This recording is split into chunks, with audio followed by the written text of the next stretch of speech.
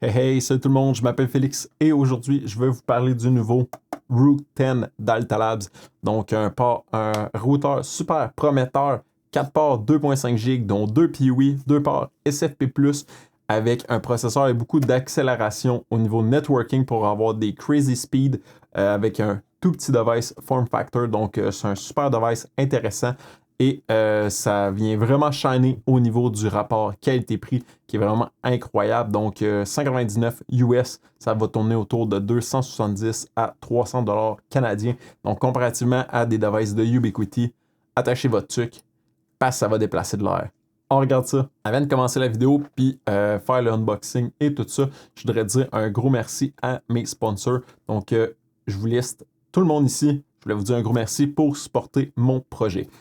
Cette vidéo-là, comme je vous ai dit, ça va être un petit tour au niveau du device Route 10. Donc, je vais vous faire l'unboxing, mais avant, je vais vous parler quelques petites specs et je vais aussi faire une mise en contexte. Donc, pour que vous soyez au courant de qu'est-ce qui va se passer dans cette vidéo-là.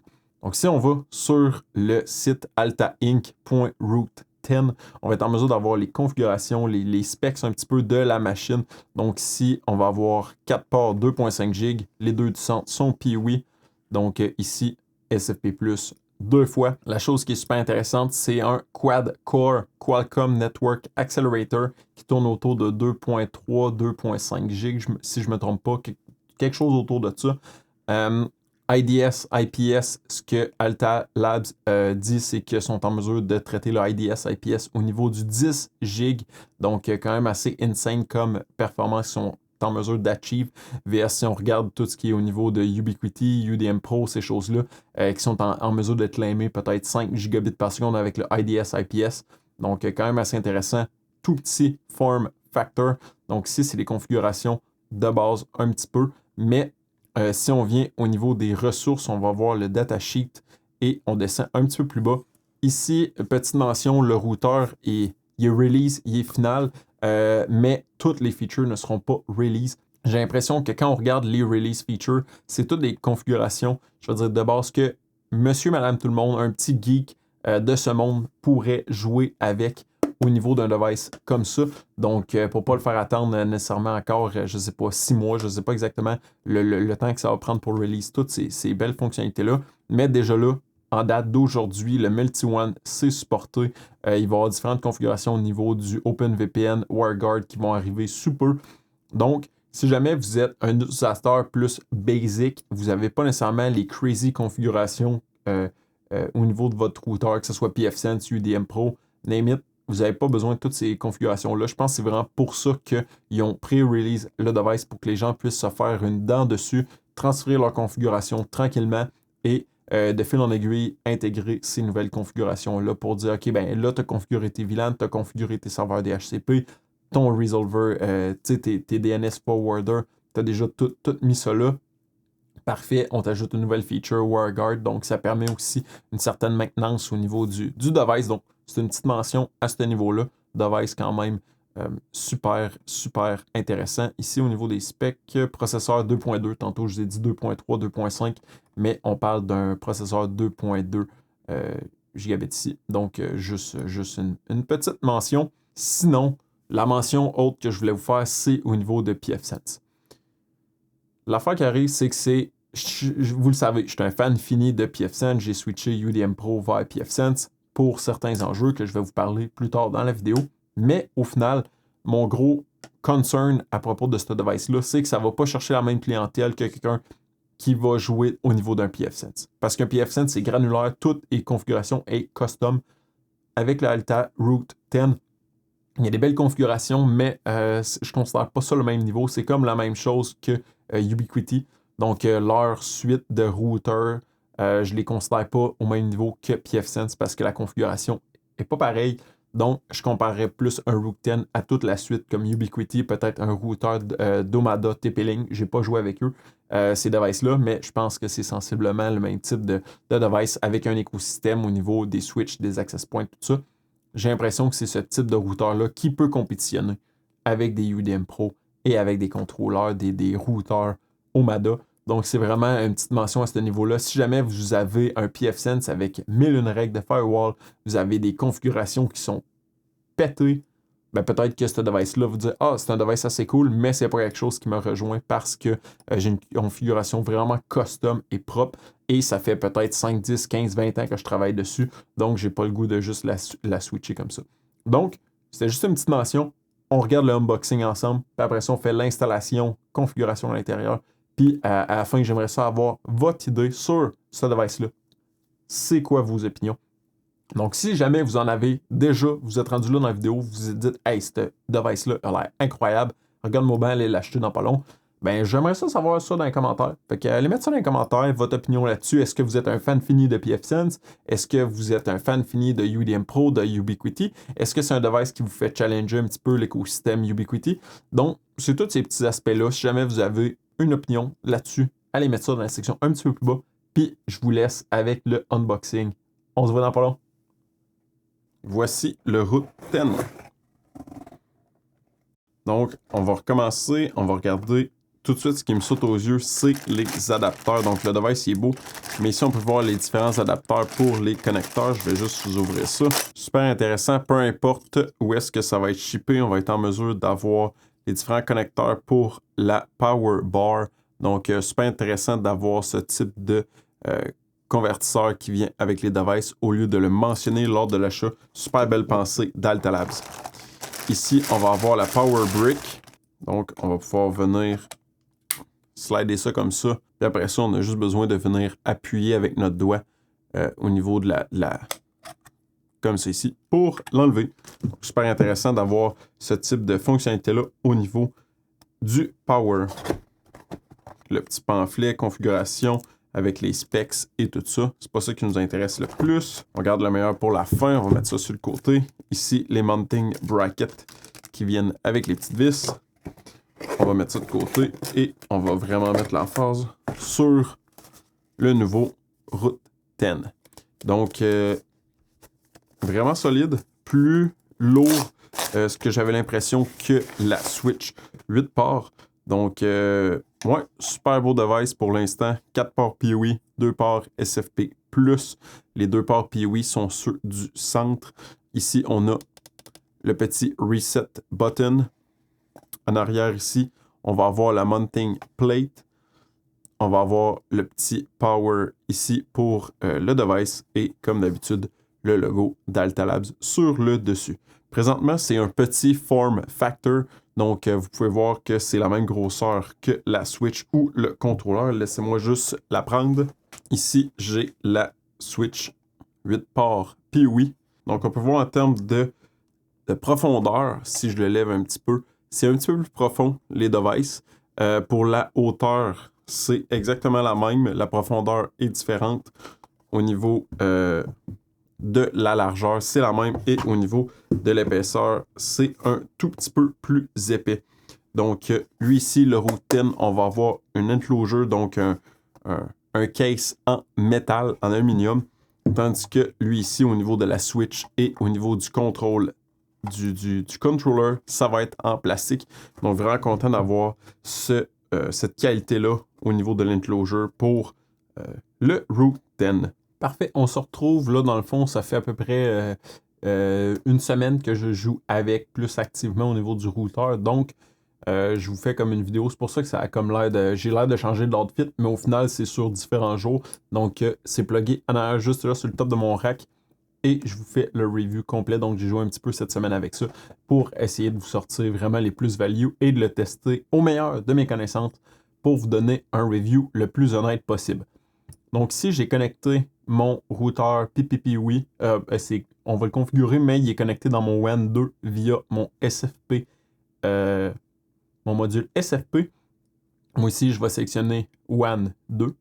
Par la suite, on peut faire DHCP, statique ou PPPoE. Si jamais vous avez voulu l'utiliser pour une switch, par exemple, ben, ça serait au niveau DHCP automatique ou statique, tout dépendamment de la configuration que vous voulez.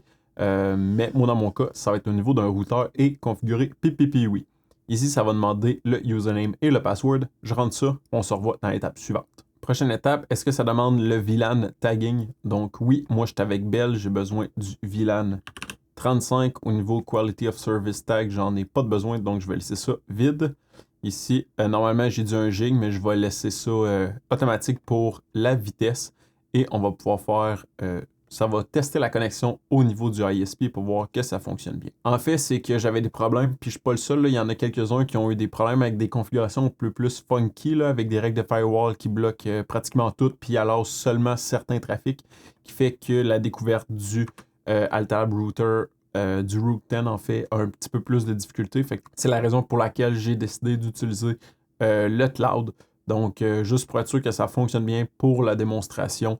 Je sais que c'est possible de le configurer. Il y a plusieurs autres personnes sur le forum qui ont été en mesure de le faire via le local controller. Moi, dans mon cas, je veux juste pas me casser bottine. J'ai le local controller déjà setupé. J'ai déjà fait le transfert de mes VLAN, de toutes mes configurations au niveau du local controller. Donc, je voulais pas devoir tout refaire au niveau du routeur, mais ça n'empêche en rien au fait que je peux tester les fonctionnalités du routeur. Ça prend un petit peu de temps.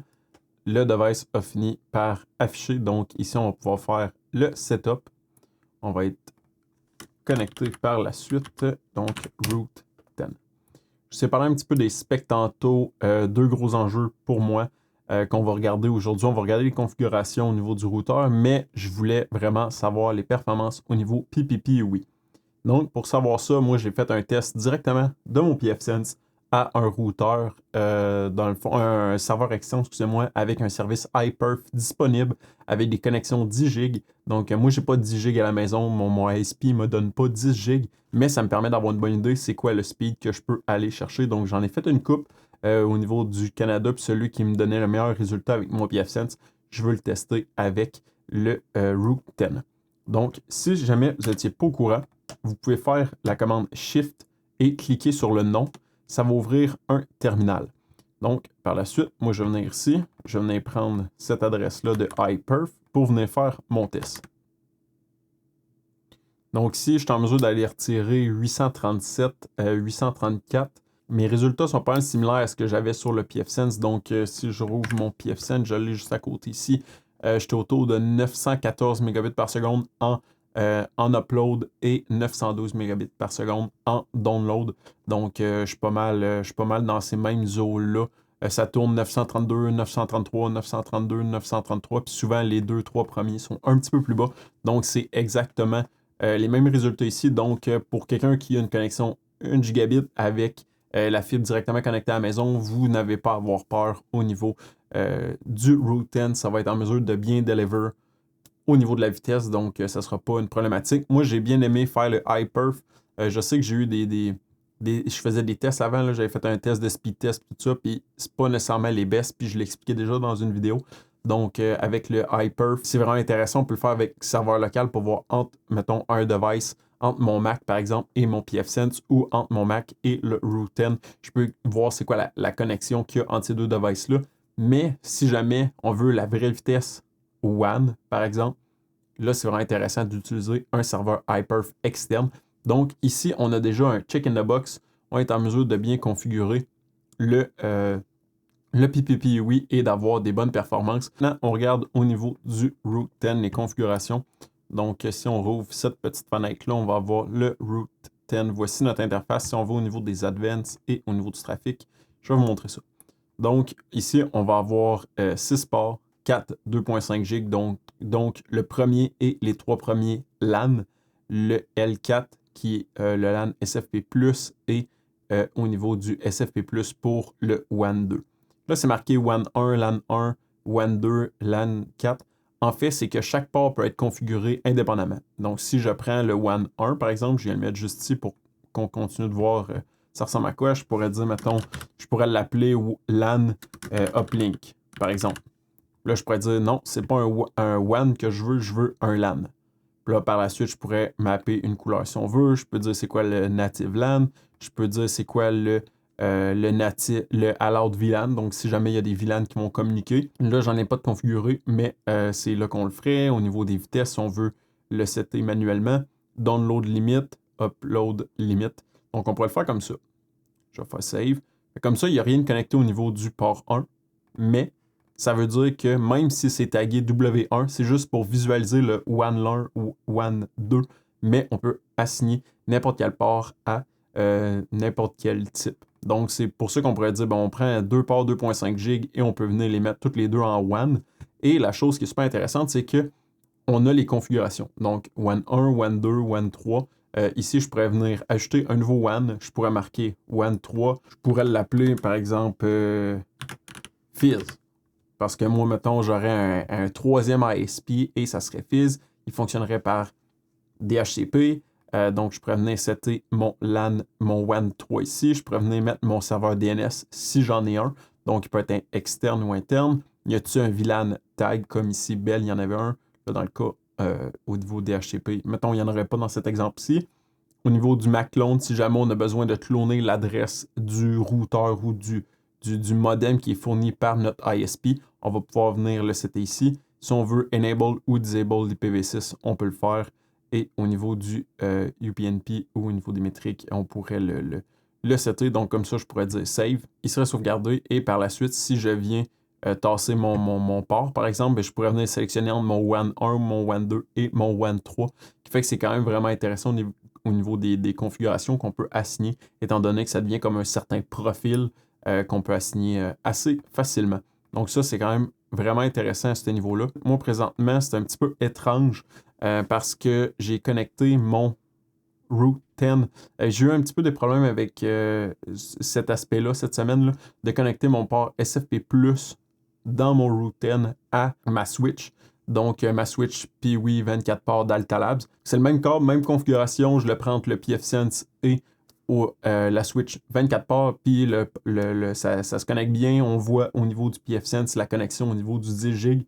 Quand je le fais au niveau du Route 10, je ne suis pas en mesure de l'avoir. Je ne sais pas si c'est parce que j'utilise un WAN qui est déjà SFP+. J'en ai aucune espèce d'idée. Donc, c'est peut-être cet aspect-là. Je ne sais pas. Je sais qu'il y a plusieurs autres personnes qui ont cette configuration-là et ça fonctionne flawless. Donc, c'est peut-être mon device. Je ne sais pas. J'en ai aucune espèce d'idée. J'avais poké sur le forum pour voir. Puis, il y a des gens qui ont les mêmes câbles DAC SFP+. Puis, ont le même principe de dire connecter via un WAN 2, connecter via la Switch en SFP+, puis tout fonctionne. Donc, c'est-tu mon setup? Je ne sais pas. Le câble, est-ce qu'il est moins bien détecté? J'en ai aucune espèce d'idée.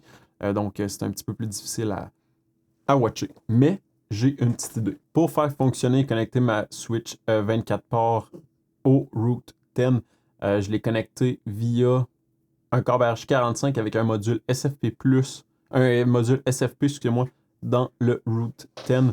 Donc, je suis en mesure de voir que je suis connecté, puis je peux voir, par exemple, les autres devices qui sont connectés à la Switch 24 ports Piwi. Au niveau de la Switch 24 ports Piwi, je suis connecté dans un port RJ45, le port 23. Donc, c'est SFP, module SFP, RJ45 dans le Route 10 et RJ45 dans la Switch. J'ai aucune espèce d'idée pourquoi que mon DAC cable ne fonctionne pas en SFP+ 10 GB. Ça demanderait plus d'investigation, mais il y en avait d'autres sur le forum qui ont été en mesure de faire fonctionner leur setup, pratiquement même câble avec la Switch 24 ports et le Route 10. Donc, je vois pas nécessairement c'est un enjeu. C'est peut-être un problème de câble. Je sais pas c'est quoi, mais il y a définitivement une petite affaire qui vient jouer à ce niveau-là. C'était juste pour vous parler un petit peu des configurations des ports. On va regarder un petit peu les autres fonctionnalités du Route 10 au niveau de l'authentification. Si on veut fonctionner avec l'authentification Radius, ça va être ici qu'on va configurer ça. Sinon, au niveau du VPN, j'ai parlé un petit peu plus tôt dans la vidéo qu'il va y avoir des features qui vont s'en venir. C'est pas toutes les features qui sont release au moment que je publie cette vidéo-là, sauf que dans le temps, ça va s'en venir. Donc, présentement, on a un IPsec server qui est présentement accessible. Si je descends un petit peu plus bas, on retourne à la page au niveau des ports. Donc, si je monte un petit peu ici, on peut voir le trafic. Donc, c'est quoi le trafic au niveau de chacun des devices. Au niveau des advanced, c'est une configuration pour disable l'acceleration. Donc, il y a du hardware acceleration au niveau du Route 10 pour avoir des performances beaucoup plus élevées. Donc, avec les hype et des affaires un petit peu fancy, là, under the hood, je ne sais pas comment ça fonctionne, mais si c'est pour faire des tests, c'est là qu'on viendrait désactiver ça pour ne pas avoir cette feature DI de Hardware Acceleration. Là, ici, on a regardé toutes ces configurations-là. Avant, on avait notre pfSense et on utilisait les serveurs DHCP et le DNS Resolving à l'interne, plus tout le ad blocking, tout ça. comment on fait pour configurer nos serveurs DHCP sur le Route 10? C'est vraiment simple. Un petit peu le même principe que si on est au niveau de Ubiquiti. Donc ici, on va avoir nos VLAN. On va pouvoir faire plus pour venir, par exemple, c'était un VLAN 10 qui serait notre lab. Dans notre cas, on viendrait mettre, par exemple, 192.168.10.1, par exemple, qui serait notre gateway, le routeur, l'IP du routeur. Donc, dans ce cas-là, ce serait 1. On pourrait mettre /24, ici comme ça. Les adresses qu'on veut réserver. Donc, mettons, moi ici, je voudrais dire 25. On peut voir que le pool size d'adresse IP dynamique, je vais juste le tasser pour le mettre au centre, va venir être ajusté. Donc, ici, si on met 25, on tombe à 228. Si on met juste 10, on tombe à 242. Donc, c'est une manière de pouvoir configurer plus facilement. Si on veut un DNS serveur spécifiquement à ça, si on a un domaine aussi lié à ce VLAN-là. Donc, par exemple, moi, je voudrais tout rouler au niveau de ce VLAN-là, ce qui est, par exemple, lab.leu.com. Ici, ça pourrait être une référence pour dire tout ce qui est lab.leu.com réfère à ce range d'adresse IP-là. Et par la suite, je serais capable de faire un mapping pour aller chercher mes services plus facilement. IPv6, IGMP Snooping, MDNS Repeater. Moi, dans mon cas, je ne sais pas si vous vous rappelez, j'avais fait une vidéo sur le pfSense, c'est un plugin, parce que moi, avec mes règles de firewall, j'ai tout cancellé le trafic entre mes VLAN. Donc, en tout cas, vous pouvez aller voir cette vidéo-là, la série pfSense, je pense que les gens ont assez bien aimé. Mais le MDNS, ça sert à quoi? C'est que ça sert à reconnaître nos devices IoT, des receivers, des amplis, des choses comme ça, à partir de notre téléphone. Donc, ça utilise le MDNS pour faire découvrir sur le réseau. L'affaire qui arrive, c'est que quand on se met à avoir des VLAN avec des règles de firewall, le MDNS ne passe pas au travers des routeurs parce que c'est bloqué. Donc, si jamais on veut permettre le trafic MDNS au travers des VLAN, comme c'est expliqué ici, on va devoir cocher le lien. Donc, si jamais vous ne voulez pas que votre trafic MDNS de IoT, moi dans mon cas, c'est IoT qui va vers Home. Si vous ne voulez pas le configurer, vous pouvez juste le désactiver comme ça et faire ajouter, par exemple. Donc, si vous avez votre nouveau VLAN 10, si j'ai un petit peu plus bas, VLAN 10 Lab. Même principe avec le 1, si je prends le 1 qui est déjà configuré, moi je peux venir ici, là c'est 0, mais je pourrais dire 1 par exemple, configuré, même principe, j'ai pas de problème avec ça, je veux pas le MDNS, parfait, puis je pourrais dire LAN, juste pour mettre ça comme ça, je save. Donc quand j'ai ici, je peux voir le 1 c'est le LAN, 10 c'est le lab, et ainsi de suite. Quand on va connecter des devices, ils vont recevoir une adresse IP directement via la configuration DHCP qu'on a faite au niveau des VLAN qu'on a créé. Donc, on a besoin de créer le VLAN, l'interface, directement à partir de cette petite interface-là et on est en mesure de gérer directement les adressages IP à partir de là. Là, je le fais à partir du Route 10, mais si jamais vous avez une switch qui serait sur le local controller, vous avez aussi ces fonctionnalités-là, sauf que ils ne vont pas assigner d'adresse IP étant donné que c'est une switch et non un routeur. Ce qui est arrivé, c'est qu'on a seté adressage IP dynamique. Ce qui arrive là à ce moment-là, c'est qu'on n'a pas d'adressage IP statique. Comment qu'on va faire? C'est qu'après ça, vous pouvez revenir chercher, par exemple, votre device ici, vous cliquez sur le petit icône et vous pouvez venir setter. Vous pouvez déjà setter le VLAN, l'adresse IP et d'autres petites informations, mais ça va être ici qu'on va venir setter l'adressage IP. Donc, faire attention encore une fois, si jamais vous avez un adressage IP, assurez-vous que si jamais vous en mettez 15, 20, 25, que ça rentre un petit peu dans la plage. Et tout dernièrement, on a la fonctionnalité de info. Donc, info, ça veut dire quoi? C'est littéralement l'information qu'on a au niveau de la connexion. Donc, c'est quoi l'adresse IP, la MAC, c'est qui le fournisseur, c'est quoi le port qui est connecté, c'est quoi la connexion et dans le fond, c'est connecté à quel device. Et par la suite, un petit peu plus bas, on peut voir le trafic. Présentement, tout passe au niveau de ma switch 24 ports, donc on ne peut pas voir le trafic, mais c'est juste pour vous donner une idée de la feature qui vient d'être release. Je vais passer tout de suite à Map, parce que Map, c'est une fonctionnalité qu'il n'y avait pas avant, puis que présentement, il y a. Ici, l'arbre est un petit peu fucked up parce que la switch est connectée avec le Route 10, mais ils ne sont pas dans le même controller, fait qu'ils ne détectent pas bien c'est quoi qui se passe. Fait que c'est un petit peu comme si vous aviez deux controllers de Ubiquiti avec des devices séparés. Donc, ça ferait du sens qu'il y ait de la difficulté à mapper entre les deux. Ici, on peut juste voir si une map, c'est une fonctionnalité qu'il n'y avait pas avant puis qu'il y a dernièrement. Donc, juste pour faire la mention que ces fonctionnalités-là sont locales ainsi que cloud. Donc, vous avez ces petites fonctionnalités-là au niveau du cloud ou au niveau local. Si vous allez au niveau des paramètres, vous venez au niveau du firewall, c'est ici qu'on va pouvoir configurer nos règles de firewall. On peut importer. Si on fait Shift, on peut faire Additive Import. Donc, ça a été une fonctionnalité qui a été mentionnée au niveau du live d'Alta Labs. Donc, si jamais vous faites un export d'un route 10 puis vous l'importez dans un autre route 10, si jamais vous voulez combiner ces deux règles, ces deux fichiers de configuration-là de règles de firewall, vous pouvez faire le shift pour les ajouter et qu'ils soient comme un à côté de l'autre au lieu de faire le import et que ça overwrite toutes vos règles. Donc, c'est quand même assez intéressant comme fonctionnalité. Aussi intéressant de pouvoir import-export. On sait très bien que si jamais on veut le faire au niveau de plusieurs machines, c'est assez intéressant de le faire à ce niveau-là. Si on regarde les règles de firewall présentement, si je fais un plus, l'adresse IP de la version, on va dire IPv4, IPv6 ou NI. Par la suite, on va pouvoir dire la source. Donc, si on met notre petite souris sur le point d'interrogation, on peut voir que c'est un IP, un subnet, part au niveau des MAC adresses. Donc, après ça, on peut voir des exemples. C'est une adresse IP toute seule, une adresse IP, un range. Si jamais vous avez un port aussi, donc c'est toutes des choses qui peuvent être mentionnées. Je sais que dans pfSense, des fois, on a plusieurs fields là, pour dire c'est quoi la source, le port source, destination, le port destination. Donc, ici, tout est un petit peu mappé à un même endroit. Même principe ici pour la destination et c'est vraiment plus commun l'utilisation des ports au niveau du port forwarding.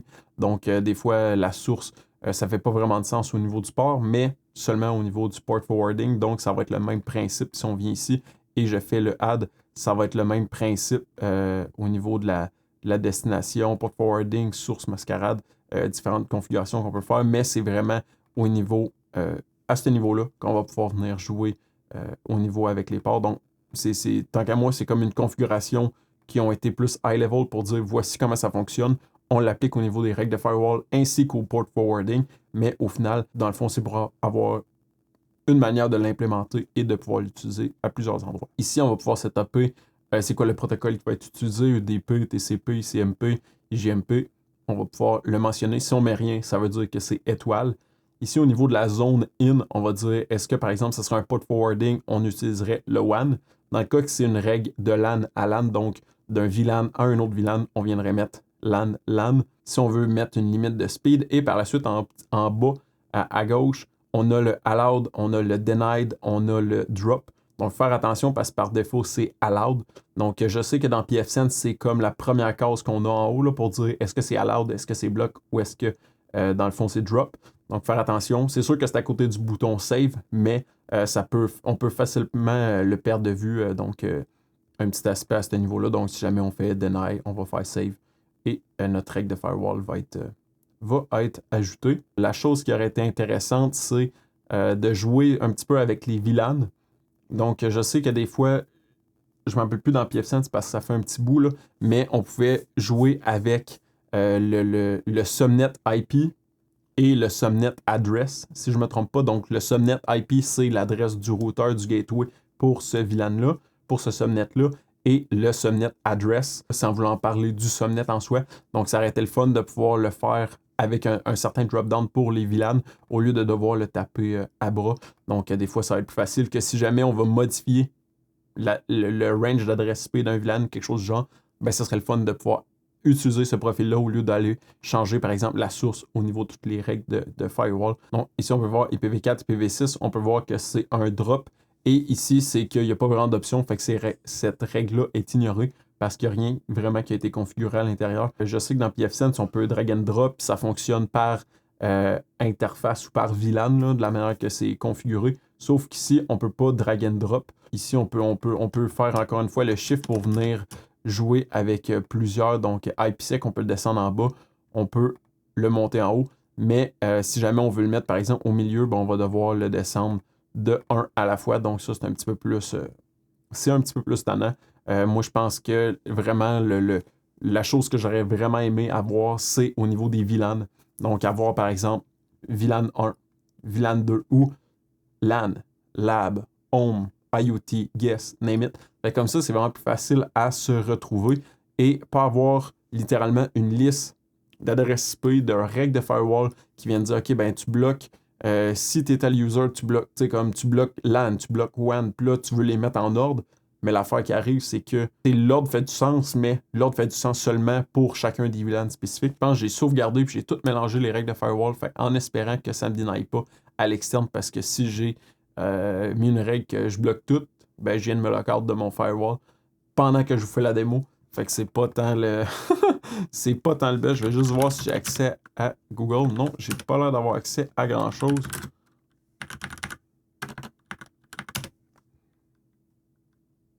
Non, j'ai plus accès pantoute. Je vais juste regarder. Ouais, les lumières ils flashent. Fait que ça veut dire que je me suis juste lock-out de mon firewall pendant que je faisais ma vidéo. Fait que attendez un petit peu, je vais je vais le reset, je reviens. Ça vient pas mal conclure la vidéo. Le sujet que je vous parlais du Root 10, je trouve que c'est quand même un device super impressionnant. Le form factor est vraiment petit. On est capable d'avoir des vraiment bonnes performances PPPoE. Au niveau de la configuration, ça s'intègre très bien avec le reste de l'écosystème Alta Labs. J'ai regardé ce device-là. Quand il est connecté, je faisais des tests, ça tournait autour de 14-15 watts. Avec un peu de load idle, c'est à peu près 6-7 watts, donc quand même assez intéressant. Mon pfSense, oui, ça fait plus de choses. C'est une plus grosse machine. Ça doit tourner autour de entre 25 et 40, là, quelque chose du genre, tout dépendamment c'est quoi le load, le trafic et tout ça. Donc, c'est juste un petit point à mentionner.